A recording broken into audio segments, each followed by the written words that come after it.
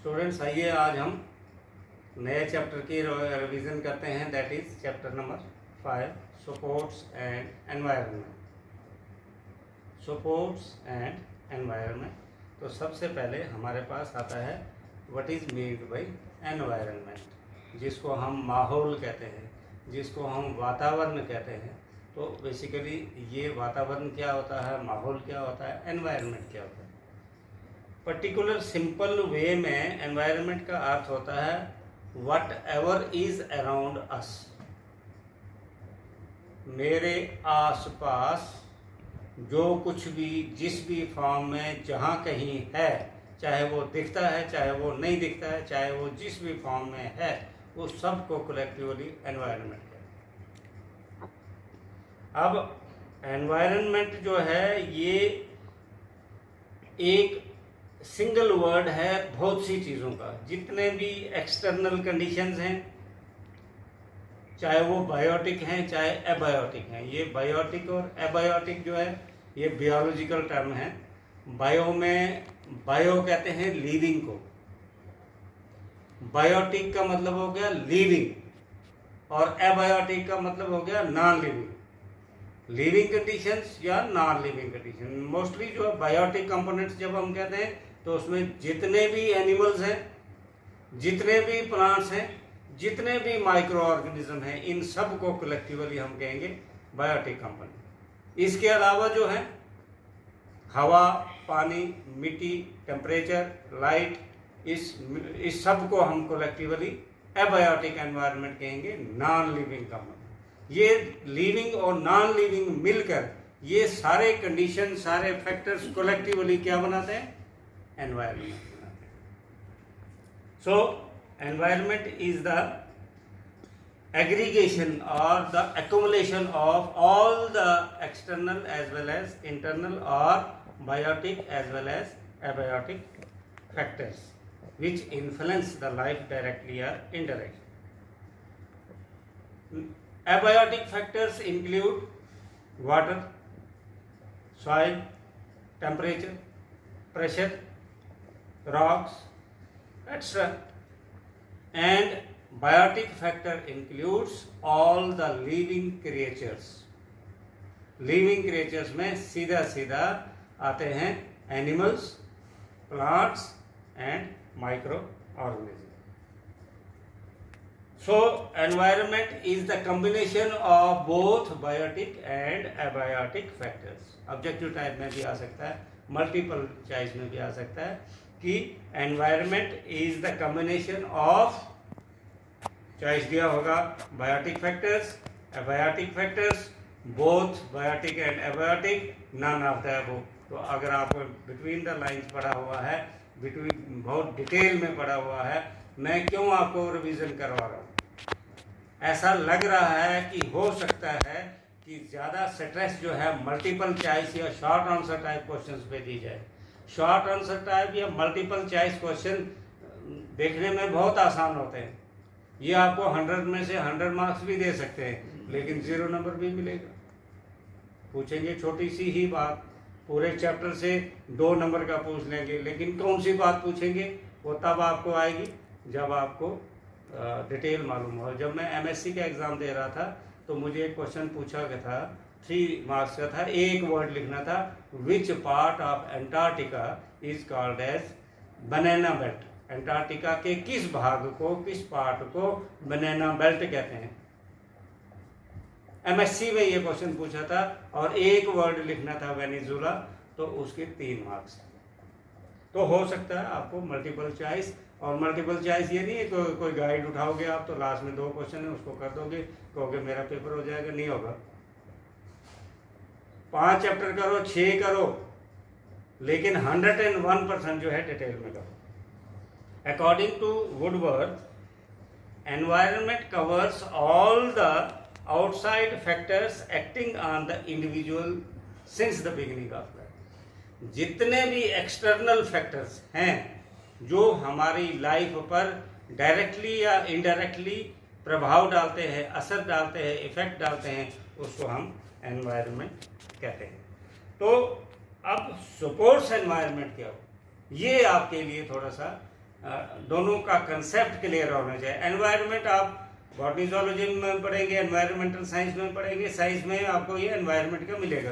Now what is meant by supports environment? जब हम supports environment कहते हैं तो इसमें फौरन आपको माइंड जो है उसी में ढाल देना है कि all those conditions which directly or indirectly supports the games and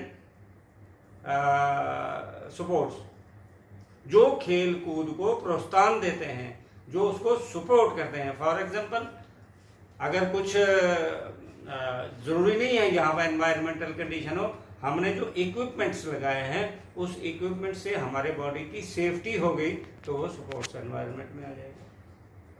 coaching जो है अगर प्रॉपर है तो वो हमारे एनवायरनमेंट में आ जाएगा। तो सपोर्ट्स एनवायरनमेंट में वो तमाम कंडीशंस जो सपोर्ट्स को एनकरेज करती हैं, प्रमोट करती हैं और सपोर्ट्स गेम्स एंड स्पोर्ट्स को और जो है बढ़ाती हैं, उसको इम्प्रूवमेंट करती हैं, उसको हम स्पोर्ट्स एनवायरनमेंट कहते हैं। स्पोर्ट्स एनवायरनमेंट में क्या आता है? प्लेइंग गेम, स्पोर्ट्स, प्रैक्टिस करना या कोई भी एक्टिविटीज़ हैं जो उस गेम को सपोर्ट करती हैं। Sports environment plays an important role in child development. Sports environment is the base of one's health. अब स्पोर्ट्स एनवायरनमेंट में इसके जो एलिमेंट्स हैं, 2-3 एलिमेंट्स हैं इसके। एलिमेंट्स भी स्पोर्ट्स एनवायरनमेंट में आता क्या क्या है?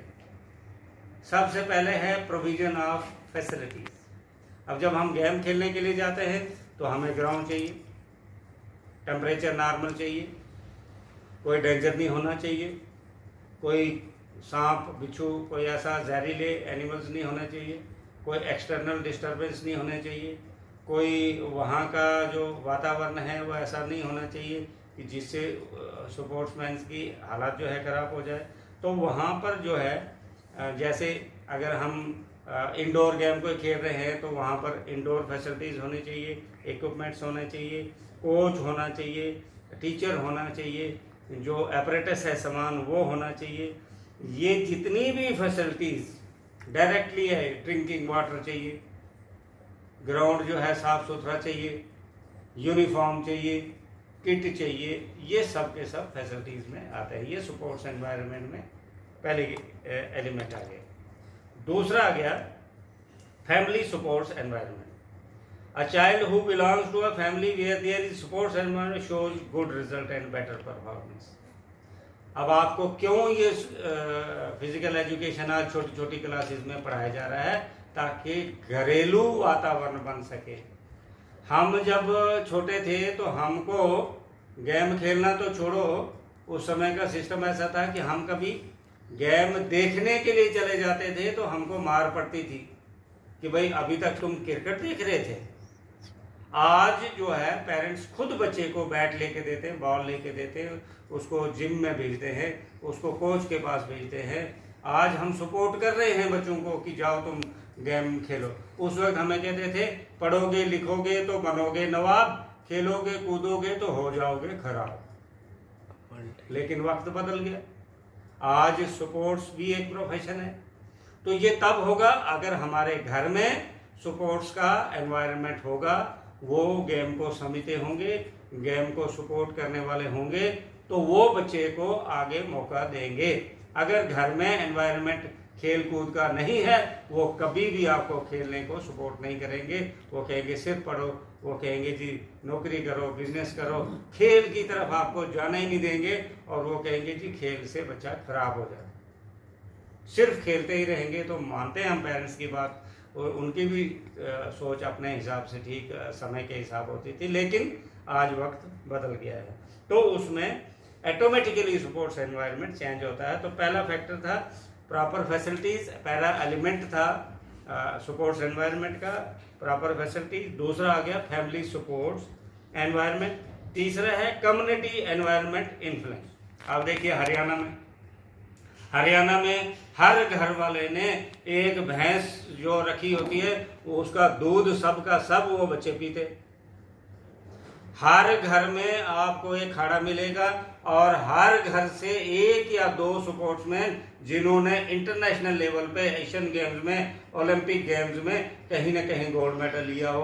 अगर बेटियों ने हिंदुस्तान में अगर नाम रोशन किया है, खास तौर पे कबड्डी ले लो, रेसलिंग ले लो, तो वो हरियाणा की बेटियां हैं। रीजन क्या है? घर का एनवायरनमेंट ऐसा है। यहाँ हमारे क्या एनवायरनमेंट है, गलती से अगर बेटी कहीं बाहर निकल गई तो उसको बड़ी हकारत की नज़र से देखते हैं कि हाय हाय हाय ये काम करेगी बेटी। तो हम वहाँ से सीधा इंडिकेट होता है कि हमारी सोच अभी नहीं बदली है, हमारे घर का जो और हमारे मोहल्ले का अभी सोच खेलों के प्रति बदली नहीं है। पहले घर की सोच बदलनी चाहिए, फिर उस मोहल्ले और गांव की बदलनी चाहिए। आप हरियाणा में जाएं, घर घर में आपको स्पोर्ट्समैन मिलेगा, क्योंकि वहाँ पर कम्युनिटी की सोच ही बदल गई है।